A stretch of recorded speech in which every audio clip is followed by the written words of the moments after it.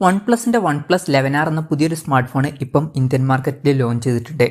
ഈ ഒരു smart phone 40,000 രൂപ പ്രൈസ് റേഞ്ചിലാണ് വരുന്നത്. ഈ ഒരു വീഡിയോയിൽ നമ്മൾ നോക്കാൻ പോകുന്നത് OnePlus 11r എന്ന ഫോണിന്റെ ഒരു സ്പെസിഫിക്കേഷൻ അനാലിസിസ് ആണ്. നമ്മൾ കാര്യങ്ങൾ 3 സെക്ഷനിലായിട്ടാണ് പറയാൻ പോകുന്നത്. ആദ്യത്തെ ഒരു സെക്ഷനിൽ ഈ ഒരു പ്രൈസ് റേഞ്ചിൽ എടുത്തു പറയേണ്ട ഫീച്ചേഴ്സിനെ കുറിച്ചിട്ടാണ് പറയുന്നത്. അടുത്തൊരു സെക്ഷനിൽ ഈ ഒരു പ്രൈസ് റേഞ്ചിൽ വലിയ തരക്കേടില്ല എന്ന് തോന്നിയിട്ടുള്ള ഫീച്ചേഴ്സിനെ കുറിച്ചിട്ടാണ് പറയുന്നത്. അടുത്തൊരു സെക്ഷനിൽ ഈ ഒരു പ്രൈസ് റേഞ്ചിൽ കുറച്ചൊക്കെ നിരാശപ്പെടുത്തി എന്ന് തോന്നിയിട്ടുള്ള ഫീച്ചേഴ്സിനെ കുറിച്ചിട്ടാണ് പറയുന്നത്. ആദ്യം നമ്മൾ എടുത്തു പറയേണ്ട ഫീച്ചേഴ്സിനെ പറ്റി പറയുകയാണെന്നുണ്ടെങ്കിൽ ഒന്നാമത്തെ ഒരു കാര്യം പ്രോസസ്സറാണ്. സ്നാപ്ഡ്രാഗൺ 8+ Gen 1 എന്ന പ്രോസസ്സർ ഈ ഫോണിൽ കൊടുത്തിട്ടുണ്ട്. ഇത് ഏറ്റവും ലേറ്റസ്റ്റ് ആയിട്ടുള്ള ഫ്ലാഗ്ഷിപ്പ് പ്രോസസ്സർ അല്ല, എന്നാലും തൊട്ട് മുമ്പുള്ള ഫ്ലാഗ്ഷിപ്പ് പ്രോസസ്സറാണ്. ബെസ്റ്റ് ആയിട്ടുള്ള പെർഫോമൻസും കാര്യങ്ങളൊക്കെ ഇതിൽ വരുന്നതായിരിക്കും. പിന്നെ ഇതിൽ 5G കാര്യങ്ങളൊക്കെ സപ്പോർട്ട് ചെയ്യുന്നുണ്ട്. അതുപോലെ തന്നെ ബേസ് വേരിയന്റിൽ തന്നെ 256 GB ഇന്റേണലൊക്കെ കൊടുത്തിട്ടുണ്ട്. ബേസ് വേരിയന്റിൽ 8 GB റാമാണ് കൊടുത്തിരിക്കുന്നത്. പിന്നെ 16 GB റാമും 256 GB ഇന്റേണലുമായിട്ട് വരുന്ന ഒരു വെർഷനും വരുന്നുണ്ട്. LPDDR5Xന്റെ റാം ഈ ഫോണിൽ കൊടുത്തിട്ടുണ്ട്. അത് വളരെ നല്ലൊരു കാര്യമാണ്. പിന്നെ UFS 3.1 സ്റ്റോറേജ് ടൈപ്പും ഇതിൽ വരുന്നുണ്ട്. പ്രോസസ്സർ, പെർഫോമൻസ്, ഈ കാര്യങ്ങളൊക്കെ നമുക്ക് 40,000 രൂപ പ്രൈസ് റേഞ്ചിൽ എടുത്തു പറയേണ്ട ഫീച്ചേഴ്സിൽ ഉൾപ്പെടുത്താവുന്നതാണ്. അതുപോലെ തന്നെ എടുത്തു പറയേണ്ട ഫീച്ചേഴ്സിൽ ഉൾപ്പെടുത്താവുന്ന മറ്റൊരു കാര്യമാണ് ക്യാമറയുടെ കാര്യം. അതിൽ തന്നെ മെയിൻ ക്യാമറ സെൻസറിൻ്റെ കാര്യമാണ് എടുത്തു പറയേണ്ട ഫീച്ചേഴ്സിൽ പറയാനുള്ളത്. ഈ ഫോണിൻ്റെ പിന്നിൽ ട്രിപ്പിൾ ക്യാമറ സെറ്റപ്പ് കൊടുത്തിട്ടുണ്ട്. 50 മെഗാ പിക്സലിൻ്റെ 1.8 അപ്പേഴ്സിൽ വരുന്ന മെയിൻ ക്യാമറ സെൻസറാണ് വരുന്നത്. ഇത് സോണി IMX890യുടെ മെയിൻ ക്യാമറ സെൻസറാണ്. OnePlus 11ൽ വരുന്ന അതേ മെയിൻ ക്യാമറ സെൻസർ തന്നെ OnePlus 11rലും കൊടുത്തിട്ടുണ്ട്. അപ്പം ഫ്ലാഗ്ഷിപ്പ് ലെവലിൽ വരുന്ന ഒരു ക്യാമറ സെൻസർ ഈ പ്രൈസ് റേഞ്ചിൽ തന്നെ ഈ ഫോണിൽ കൊടുത്തിട്ടുണ്ട്. അപ്പം അത് എടുത്തു പറയേണ്ട ഫീച്ചേഴ്സിൽ നമുക്ക് പറയാവുന്നതാണ്. പിന്നെ ഇതിൽ OS എന്നുള്ള ഫീച്ചറും സപ്പോർട്ട് ചെയ്യുന്നുണ്ട്. പിന്നെ ബാക്കി 2 സെൻസേഴ്സ് അത്ര എടുത്തു പറയേണ്ട ഫീച്ചേഴ്സിൽ പറയാൻ പറ്റിയിട്ടുള്ള കാര്യങ്ങളല്ല. 8 മെഗാ പിക്സലിൻ്റെ f2.2 അപ്പേഴ്സിൽ വരുന്ന അൾട്രാ വൈഡ് ആംഗിൾ ലെൻസ് വരുന്നുണ്ട്.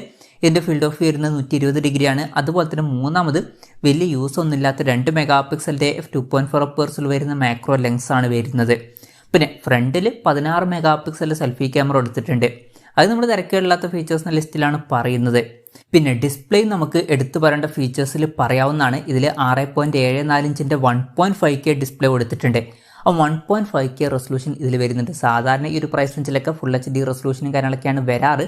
എന്നാൽ ഇതിൽ കുറച്ചും കൂടി ബെറ്റർ ആയിട്ടുള്ള 1.5K റെസൊല്യൂഷനും കാര്യങ്ങളൊക്കെ വരുന്നുണ്ട്. അപ്പം അതും എടുത്തു പറയേണ്ട ഒരു കാര്യം തന്നെയാണ്. AMOLED ഡിസ്പ്ലേ ആണ് ഇതിൽ ഉപയോഗിച്ചിരിക്കുന്നത്. അതുപോലെ തന്നെ ഇതിൽ കർവ്ഡ് ആയിട്ടുള്ള ഡിസ്പ്ലേയും വരുന്നുണ്ട്. അപ്പം അതും നല്ലൊരു കാര്യം തന്നെയാണ്. പിന്നെ ഡിസ്പ്ലേയിൽ 120 ഹെർട്സിൻ്റെ റിഫ്രഷ് റേറ്റ് ഒക്കെ സപ്പോർട്ട് ചെയ്യുന്നുണ്ട്. പിന്നെ 360 ഹെർട്സിൻ്റെ ടച്ച് സാമ്പിളിംഗ് റേറ്റ് ആണ് ഈ ഫോണിൽ വരുന്നത്. ഈ ഫോണിൽ 10-bit ഡിസ്പ്ലേ എന്നുള്ള ഫീച്ചറൊക്കെ വരുന്നുണ്ട്. അതുപോലെ തന്നെ HDR10+ ഒക്കെ ഇതിൽ സപ്പോർട്ട് ചെയ്യുന്നുണ്ട്. ഇതൊക്കെ നല്ല കാര്യങ്ങളാണ്. പിന്നെ പഞ്ചോൾ ഡിസൈൻ കൊടുത്തിട്ടുണ്ട്. പഞ്ചോൾ വരുന്നത് ടോപ്പ് സെൻറ്റർ ഭാഗത്തായിട്ടാണ്. 1440 ഹെർട്സിൻ്റെ PWM ഡിമ്മിങ് എന്നുള്ള ഫീച്ചർ ഇതിൽ വരുന്നുണ്ട്. ഈ ഫോണിൻ്റെ പീക്ക് ബ്രൈറ്റ്നസ് വരുന്നത് 1450 നിറ്റ്സ് ആണ്. അപ്പോൾ ഡിസ്പ്ലേ ഫീച്ചേഴ്സ് നമ്മൾ മൊത്തത്തിൽ നോക്കുകയാണെന്നുണ്ടെങ്കിൽ അത്യാവശ്യം നല്ല ഡിസ്പ്ലേ ഫീച്ചേഴ്സൊക്കെ OnePlus 11rൽ കൊടുത്തിട്ടുണ്ട്. 1.5K റെസൊല്യൂഷനും അതുപോലെ തന്നെ കർവ്ഡ് ഡിസ്പ്ലേയും കാര്യങ്ങളൊക്കെ ഇതിൽ എടുത്തു പറയേണ്ടതായിട്ട് വരുന്നുണ്ട്.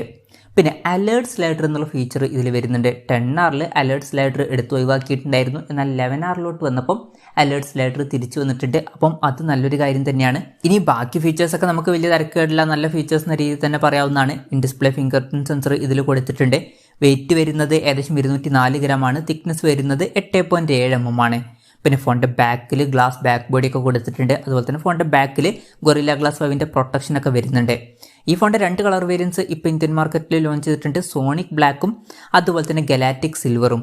പിന്നെ ഈ ഫോണിൽ cryo velocity VC cooling system കൊടുത്തിട്ടുണ്ട്. ഫോൺ പെട്ടെന്ന് ഈറ്റാതിരിക്കാൻ വേണ്ടിയിട്ട്. NFC എന്നുള്ള ഫീച്ചർ ഇതിൽ സപ്പോർട്ട് ചെയ്യുന്നുണ്ട്.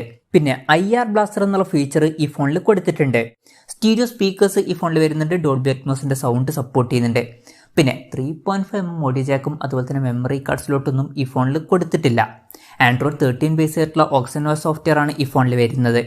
പിന്നെ ബാറ്ററിയുടെ കാര്യം പറയുകയാണെങ്കിൽ 5000 mAh ബാറ്ററി കൊടുത്തിട്ടുണ്ട്. 100 വാട്ടിൻ്റെ ഫാസ്റ്റ് ചാർജിങ് സപ്പോർട്ട് ചെയ്യുന്നുണ്ട്. അത് അത്യാവശ്യം നല്ലൊരു ചാർജിങ് സ്പീഡ് തന്നെയാണ്. Type-C ചാർജിങ് പോർട്ടും ഇതിൽ കൊടുത്തിട്ടുണ്ട്. അപ്പം അത്യാവശ്യം തരക്കേടില്ലാത്ത നല്ലൊരു ബാറ്ററി സെറ്റപ്പും ഈ ഫോണിൽ കൊടുത്തിട്ടുണ്ട്. പിന്നെ ഈ ഒരു പ്രൈസ് റേഞ്ചിൽ ഈ ഫോണിൽ എന്തൊക്കെയാണ് നിരാശപ്പെടുത്തി എന്ന് തോന്നിയിട്ടുള്ളത് എന്ന് ചോദിച്ചാൽ അങ്ങനെ ഈ ഒരു പ്രൈസ് റേഞ്ചിൽ ഈ ഫോണിൽ നിരാശപ്പെടുത്തുന്ന ഫീച്ചേഴ്സ് ഉള്ളതായിട്ട് എനിക്ക് തോന്നിയിട്ടില്ല. നിങ്ങൾക്ക് എന്തെങ്കിലും തോന്നിയിട്ടുണ്ടോ എന്നുള്ള കാര്യം ജസ്റ്റ് ഒന്ന് കമൻറ്റ് ചെയ്യുക. ഇനി വേണമെന്നുണ്ടെങ്കിൽ 2 മെഗാ പിക്സലിലെ മാക്രോ ലെൻസേ ഉള്ളൂ, അതുപോലെ തന്നെ 8 മെഗാ പിക്സലിലെ അൾട്രാ വൈഡ് ആംഗിൾ ലെൻസേ ഉള്ളൂ എന്നൊക്കെ പറയാവുന്നതാണ്. പക്ഷെ എന്നാലും മെയിൻ ക്യാമറ സെൻസർ അത്യാവശ്യം നല്ലൊരു സെൻസർ കൊടുത്തിട്ടുണ്ട്. ഇനി വിലയുടെ കാര്യം പറയുകയാണെന്നുണ്ടെങ്കിൽ ഈ ഫോണിൻ്റെ 8 GB റാം വെർഷൻ്റെ വില വരുന്നത് 39,999 രൂപയാണ്. അതുപോലെ തന്നെ 16 GB ഇൻറ്റേർണൽ വെർഷൻ്റെ വില വരുന്നത് 44,999 രൂപയാണ്. ആമസോൺ വഴിയും അതുപോലെ തന്നെ വൺപ്ലസിൻ്റെ വെബ്സൈറ്റ് വഴിയുമാണ് ഈ ഫോണിൻ്റെ സെയിൽ നടക്കുന്നത്. ഫെബ്രുവരി 28 മുതലാണ് സെയിലും കാര്യങ്ങളൊക്കെ സ്റ്റാർട്ട് ചെയ്യുന്നത്. എന്തായാലും ഓവറോൾ നോക്കുകയാണെന്നുണ്ടെങ്കിൽ OnePlus 11R എന്ന ഫോണിൽ അത്യാവശ്യം നല്ല ഫീച്ചേഴ്സും കാര്യങ്ങളൊക്കെ വരുന്നുണ്ട്. 40,000 രൂപ പ്രൈസ് റേഞ്ചിൽ അത്യാവശ്യം നല്ല ഡിസ്പ്ലേ ഫീച്ചേഴ്സും കാര്യങ്ങളൊക്കെ കൊടുത്തിട്ടുണ്ട്. അതുപോലെ തന്നെ ഈ ഒരു പ്രൈസ് റേഞ്ചിന് പറ്റിയിട്ടുള്ള ബെസ്റ്റ് ആയിട്ടുള്ള പ്രോസസ്സർ ഇതിൽ വരുന്നുണ്ട്.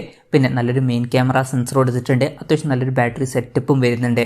അപ്പോൾ എൻ്റെ ഒരു അഭിപ്രായത്തിൽ 40,000 രൂപ പ്രൈസ് റേഞ്ചിൽ കൺസിഡർ ചെയ്യാൻ പറ്റിയിട്ടുള്ള നല്ലൊരു ഓപ്ഷൻ തന്നെയായിരിക്കും OnePlus 11R എന്ന ഫോൺ. എന്തായാലും ഈ ഒരു ഫോണിനെ പറ്റിയിട്ടുള്ള നിങ്ങളുടെ അഭിപ്രായം ജസ്റ്റ് ഒന്ന് കമൻറ്റ് ചെയ്യുക.